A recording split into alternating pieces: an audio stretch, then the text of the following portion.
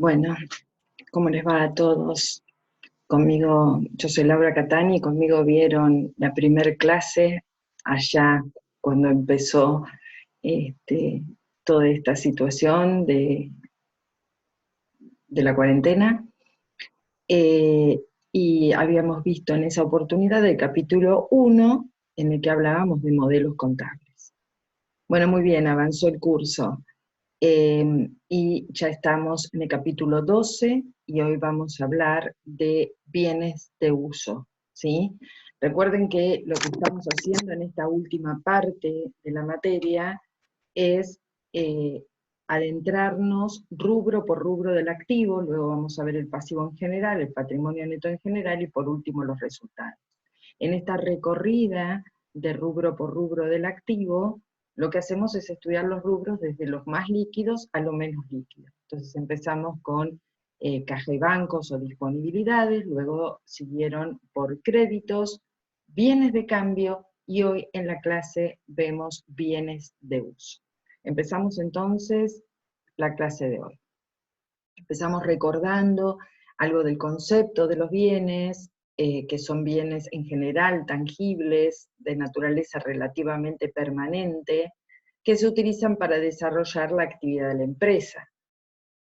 Decimos que deben tener una vida útil estimada superior a 1 año y básicamente la característica central es que no estén destinados a la venta.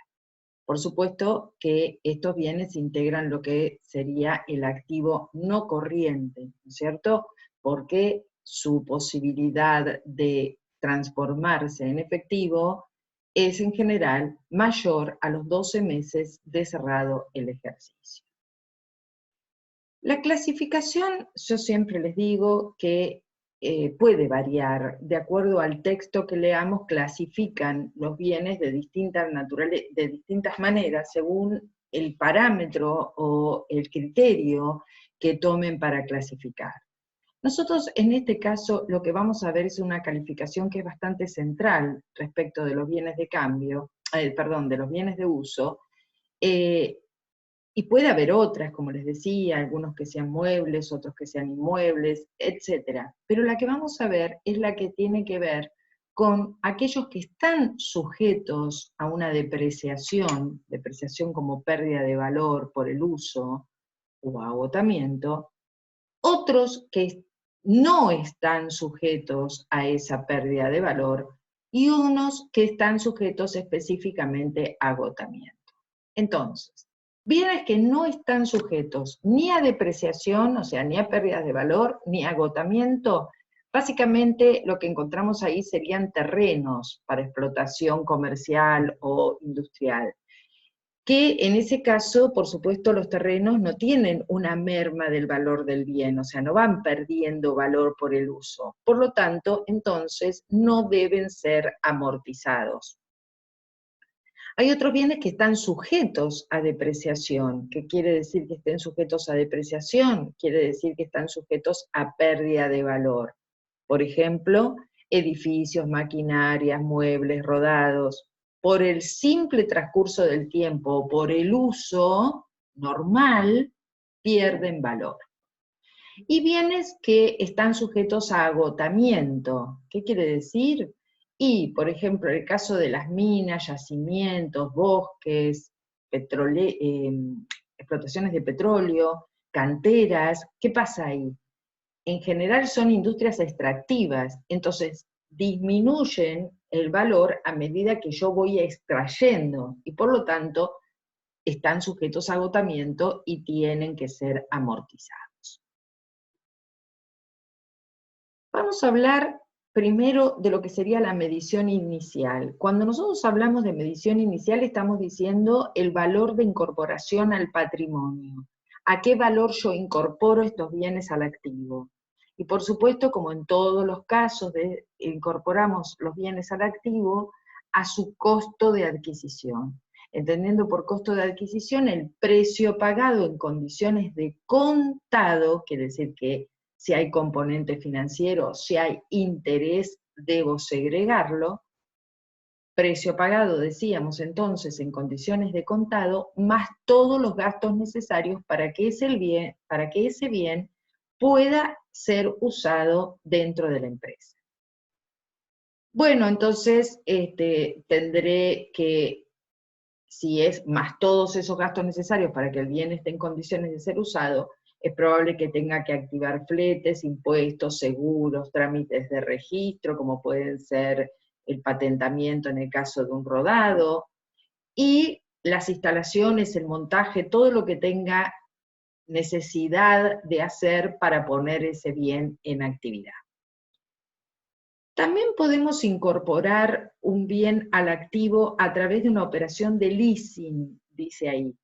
Leasing o arrendamiento financiero es otra de las maneras que no implica una compra, sino que implica que ese bien forma parte de mi activo, pero aún no es de mi total propiedad. Aún sin ser de total propiedad, en el caso de un contrato de arrendamiento financiero, donde se cumplan determinadas pautas, puedo considerar esos bienes dentro de mi activo. ¿Por qué? ¿Por qué? Porque ahí es interesante ver esto, donde se modifica el criterio de activo, que nosotros siempre decíamos bienes de propiedad de la empresa. Bueno, sí, bienes de propiedad de la empresa, pero lo que es más importante para considerar activo, porque el leasing no sería propiedad de la empresa, lo que es más importante aún es la condición que tienen esos bienes de generar beneficios en el futuro y que la empresa tenga el control de esos beneficios. Bueno, pero ahí nos fuimos un poco al concepto de activo. Sigo con la medición inicial, momento de incorporación al patrimonio. Pueden darse algunos casos, descuentos. Entonces, si existe una diferencia entre el precio de contado y el precio financiado, que sería un componente financiero, ya sabemos que debemos segregar ese componente en el valor de costo. Si existen bonificaciones, lo que llamamos descuentos comerciales, que no son descuentos por pronto pago como serían los componentes financieros de descuentos, sino bonificaciones que tienen que ver más con descuentos comerciales, por ejemplo, por calidad de cliente, por cantidad de compra. Bueno, sepamos entonces que esas bonificaciones disminuyen el precio de lo que estoy comprando, ¿sí? Disminuyen el valor de costo de estos bienes, ¿está? Independientemente de si lo pago rápido o lo pago, en qué condición lo pague. Por ejemplo, si lo que yo estoy comprando es un terreno y voy a, digamos, a construir luego sobre ese terreno, el precio de compra no solamente incluye el precio de compra, el desembolso que hice para comprar el terreno, comisiones, escrituración también, si le tengo que hacer mejoras, rellenos, desagües también, si hubo demoliciones que hacer previamente para utilizar ese terreno también, estamos hablando de todos gastos que puedo activar en el valor de costo de esta medición inicial. Si lo que compro es un edificio, durante la construcción todos los desembolsos inherentes a la obra, como seguros, impuestos, indemnizaciones, todo lo cargo en el valor de costo, porque dijimos que vamos a cargar todos los gastos que son necesarios para que ese bien esté en condiciones de ser utilizado por la empresa. Medición inicial entonces se puede simplificar diciendo al precio de costo, precio pagado en condiciones de contado, más todos esos gastos necesarios para que el bien esté en condiciones de ser usado dentro de la empresa. ¿Hasta qué momento activo los gastos? Hasta el momento en que comienzo a utilizar el bien. El programa nos pide una distinción entre tres conceptos que implican erogaciones por parte de la organización, del ente, de la empresa, como son las mejoras, las reparaciones y el mantenimiento. Son sencillos estos conceptos, pero es importante que los distingamos porque tienen distinto tratamiento contable. Por ejemplo, una mejora son aquellas inversiones, está definido como una inversión ahí, son erogaciones, ¿no es cierto?, que yo hago, que permiten aumentar la capacidad de servicio del bien. ¿De qué manera? Puede ser que extiendan su vida útil, puede ser que incrementen su productividad. En definitiva, estaría beneficiando ejercicios futuros. Por ejemplo, una mejora. Si se trata de un rodado, una mejora podría ser que yo le agregue a ese rodado aire acondicionado, por ejemplo, que no tenía y ahora se lo agregué. Y en el caso del ejemplo, si yo le agrego aire acondicionado, evidentemente no es que va a tener una mayor productividad ese bien o una mayor vida útil, pero va a tener un mayor valor. Por lo tanto, lo que yo gaste en comprar ese aire acondicionado va al valor de origen del bien de uso. Dicho de otra manera, las mejoras, como aumentan el valor del bien o su vida útil o su productividad, en general, esas es lo que gasto para mejorar implicaría un activo. Las mejoras, el tratamiento contable que tienen, entonces, es cargarlas al valor del activo.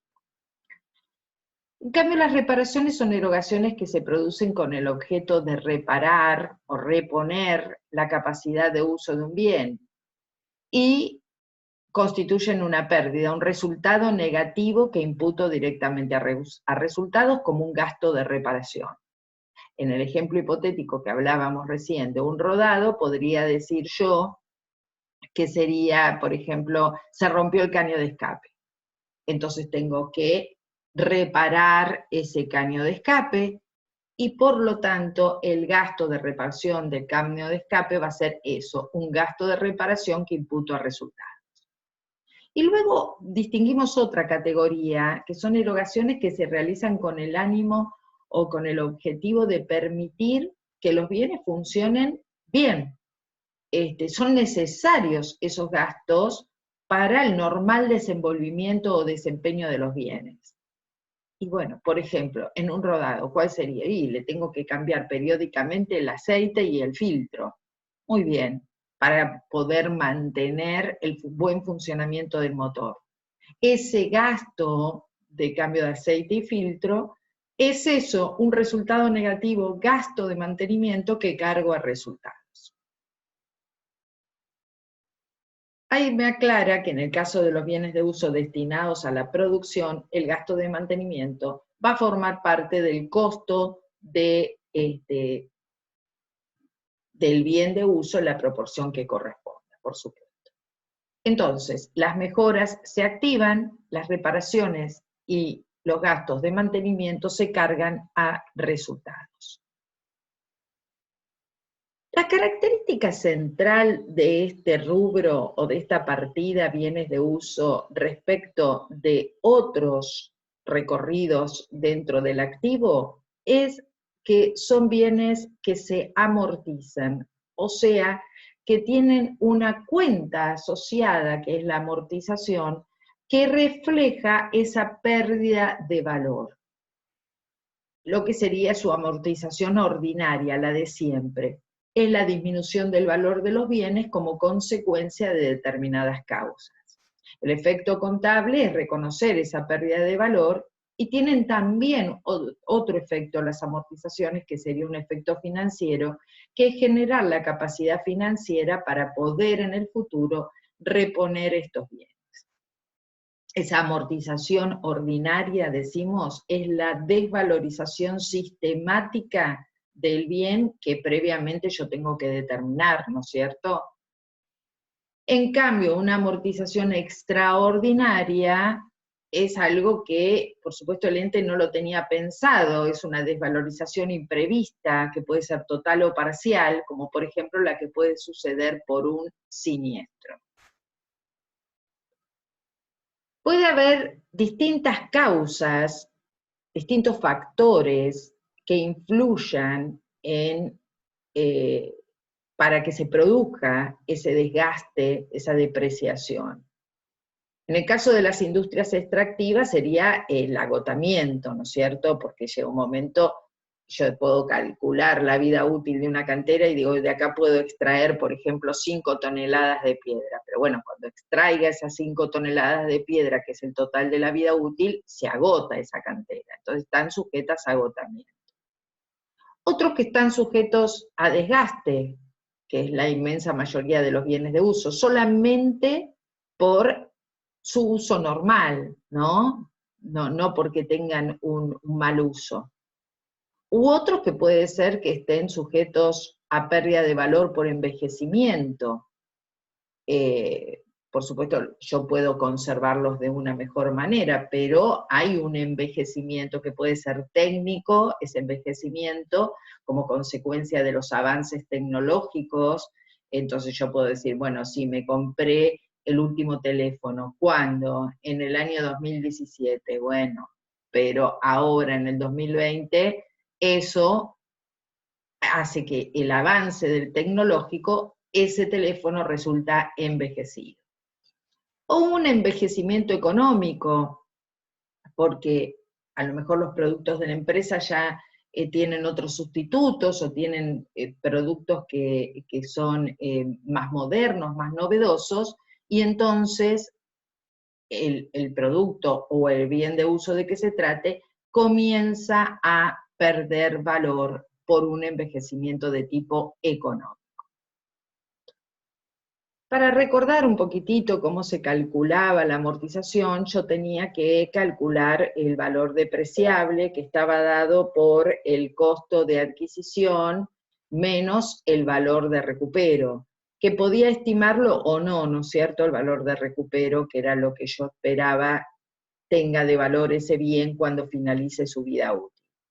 Luego tenía que determinar qué método iba a seguir, y la vida útil del bien. Métodos habíamos visto el de línea recta, el creciente, decreciente, el que calculaba la vida útil por unidades de producción, por kilómetros recorridos, por horas de trabajo, pero en definitiva, entonces, el cálculo de la cuota de amortización estaría dado por el valor de origen del bien menos valor de recupero, si lo he estimado, sobre la vida útil, que puede ser realizada o estimada en años o en unidades de producción, kilómetros u horas de trabajo. Ahora nos vamos a centrar en los valores, ¿no es cierto?, en la evaluación de este tipo de bienes. Valuación en contabilidad 2, entonces, ¿dónde estamos parados ahora? Al cierre del ejercicio. Ya no es la medición original, valor de incorporación, sino a qué valor dejo dentro del activo estos bienes cuando llego al cierre del ejercicio. Y ya sabemos que tenemos dos alternativas, dos grandes alternativas para evaluar, o valores históricos que representan valores del pasado, o valores corrientes que representan valores del presente. Los valores históricos, y bueno, es el valor de origen menos la amortización acumulada. ¿A qué valor están al cierre del ejercicio los bienes de uso en un balance que está efectuado a valores de costo? A su valor residual, valor de origen, menos amortización acumulada. Ahora, yo puedo tener valores históricos, pero en moneda homogénea, o sea, reexpresados por el coeficiente de inflación, y siguen siendo valores históricos, pero como los bienes de uso están expresados en una moneda que no es la moneda de cierre de ejercicio, si yo estoy aplicando un método de ajuste integral, o sea, quiero tener la moneda expresada en moneda homogénea, entonces los bienes de uso deben ajustarse, multiplicándolos desde el momento de origen al cierre del ejercicio por el coeficiente de inflación que corresponda. Pero siempre estoy hablando de valores históricos. Históricos, o sea, costo, siempre estoy hablando, perdón, de valores de costo. Costo histórico o costo histórico reexpresado por el coeficiente correspondiente. Distinto es que yo el camino que tome sea valuar estos bienes a sus valores corrientes. Si yo valúo los bienes de uso a valores corrientes, tengo que ver cuál es el valor corriente, o sea, tengo que ir a buscar ese valor corriente. En general, el valor corriente, digamos, más apropiado para este tipo de bienes es el costo de reposición. ¿Cuánto me costaría al cierre del ejercicio volver a comprar, o a lo mejor lo fabriqué yo el bien de uso, entonces volver a fabricar ese bien al cierre del ejercicio? ¿Cuánto me costaría volver a comprar? Ahora bien, puede ser que yo quiera preguntarle al proveedor a donde yo compré una maquinaria, ¿cuál es el valor de esa máquina al cierre del ejercicio? Y puede ser que lo consiga, como puede ser que no. Si es un rodado, es muy común que yo consiga a qué valor se estaría comercializando en el mercado ese rodado al cierre del ejercicio. Pero a lo mejor es una máquina que compré ya hace algunos años y esa máquina ya no se está fabricando. Y entonces ahí, si no tengo un valor corriente, podría ver cuál es el costo de reemplazar la capacidad de servicio de esa máquina. O sea, ¿qué bien tendría que adquirir para reemplazar y tener una máquina de una significación económica equivalente? Esa puede ser una posibilidad. Lo que yo tengo que mirar para buscar el valor corriente adecuado para evaluar los bienes de uso, si no puedo conseguir ese costo de reposición, es la importancia significativa del bien dentro del activo. ¿Por qué?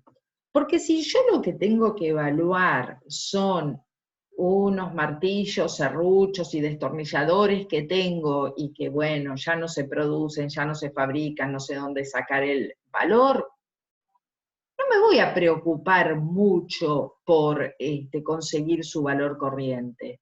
Siempre tengo una alternativa. Tomo el valor de origen y le aplico un coeficiente de reexpresión.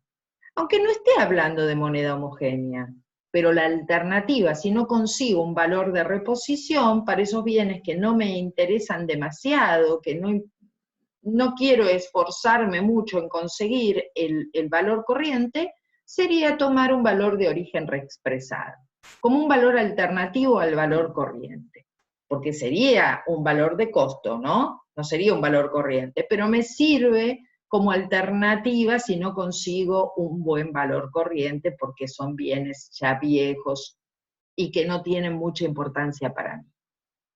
Pero vamos a suponer el caso contrario. Yo tengo una maquinaria que compré en Alemania hace unos años, no muchos, y que esa máquina me sirve para producir la inmensa cantidad de bienes de uso, la inmensa cantidad de bienes de cambio que yo vendo, o sea, con esa máquina produzco. Es una máquina que además dentro de mi activo tiene un valor casi que representa el 50% de mi activo, con lo cual es altamente significativo el valor de esa máquina. Entonces ya el valor alternativo de decir la dejo a costo reexpresado es muy forzado, ¿no es cierto? Me importa que esa máquina refleje un valor corriente de cierre de ejercicio, me importa encontrar ese valor. Entonces, tengo una alternativa que es hacer un revalúo técnico, tasación técnica. ¿Qué significa eso? Significa que yo voy a llamar a una persona, a un experta, a un perito, también puede ser un contador, que tenga las posibilidades de calcular el valor de esa maquinaria al cierre del ejercicio, decirme exactamente cuál es el valor de esa máquina, cuál es la vida útil que le resta, y entonces ahí yo puedo determinar el correcto valor corriente a través de este revalúo técnico.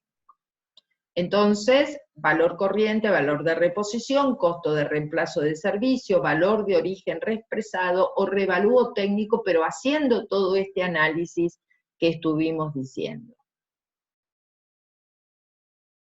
Déjenme ver Acá estábamos con revalúo técnico, tasación técnica. Entonces, ¿qué es este revalúo técnico, tasación técnica? Es la alternativa de valor corriente para aquellos bienes que son significativos y quiero encontrar ese valor corriente.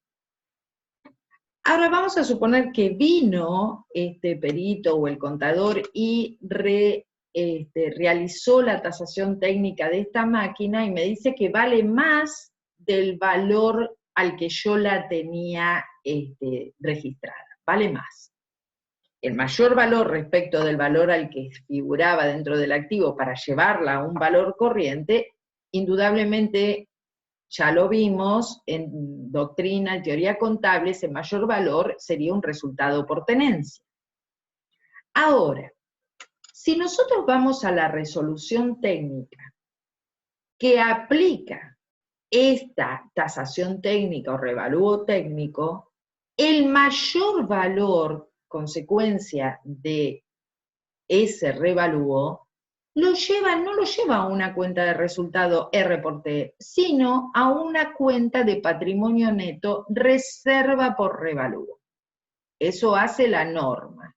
Ahora, desde el punto de vista doctrinario, desde el punto de vista de la teoría contable, imputar ese mayor valor a una reserva de patrimonio neto vulnera el principio o el criterio de mantenimiento de capital financiero.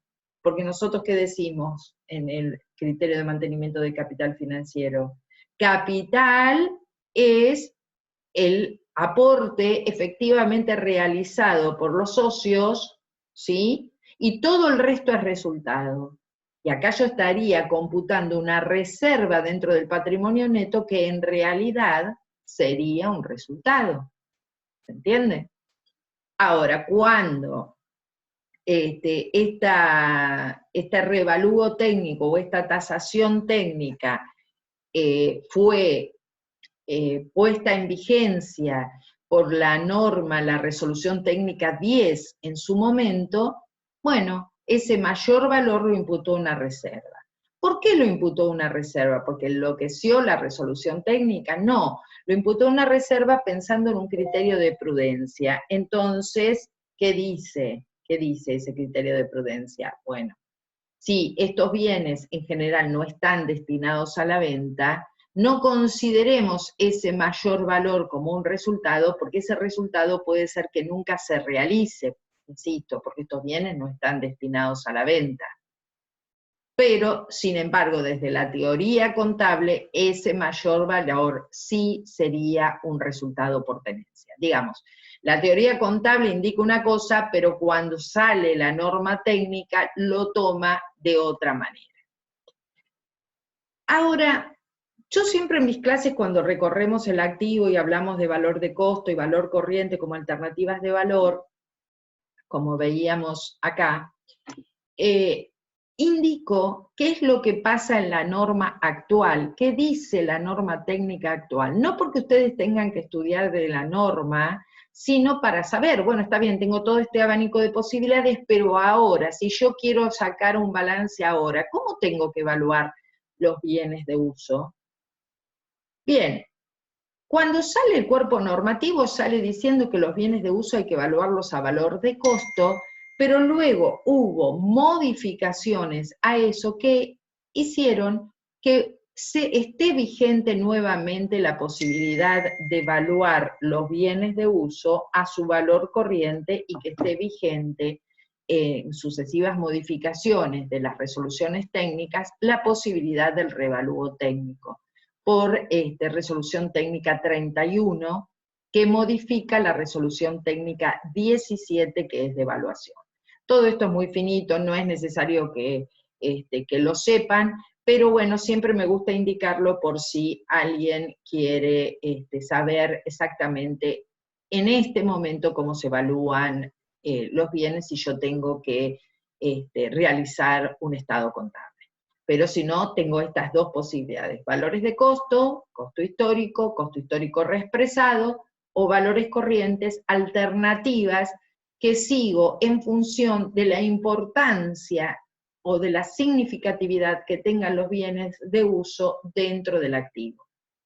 De la misma manera que en función de la significatividad que tienen los bienes de uso dentro del activo, es la importancia que yo le voy a dar a estimar la vida útil de los bienes a los efectos de hacer un buen cálculo de su amortización.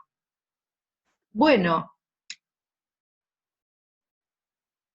hay un ejemplo de revalúo técnico que se los dejo en estas diapositivas, pero nos quedó un tema que está dentro del programa, que son los intereses de financiación y la posibilidad de activación. Vamos a suponer, esto mismo pasa con los bienes de cambio, vamos a suponer que yo estoy produciendo un bien de uso en un proceso prolongado, ¿no es cierto? Por ahí estoy construyendo el edificio donde va a funcionar la sede social de la empresa, y eso me va a llevar más de 1 o 2 años, así que es un proceso prolongado en el tiempo. Yo pude haber tenido costos financieros para llevar adelante esa construcción del bien de uso de que se trate, ¿no es cierto? Porque lo pude haber financiado con interés, con un préstamo que pedí, ¿no es cierto? Interés de capital ajeno, o lo pude haber financiado también con aportes de los propietarios, que sería interés de capital propio, o con una combinación de financiación propia y financiación ajena.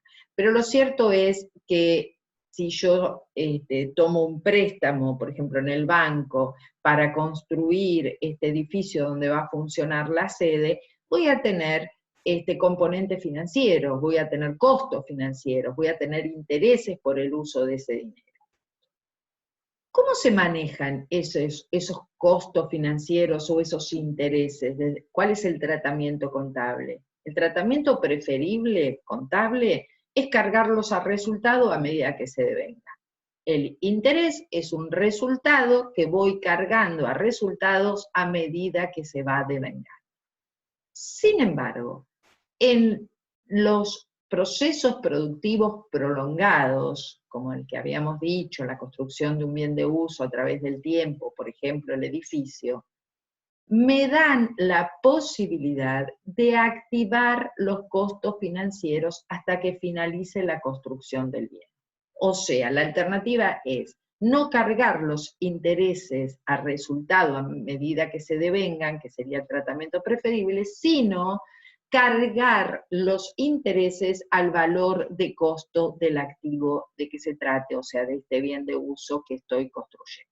Es una alternativa donde tengo la posibilidad de activar los intereses de financiación, solo hasta el momento en que se finalice la producción o la construcción de estos bienes.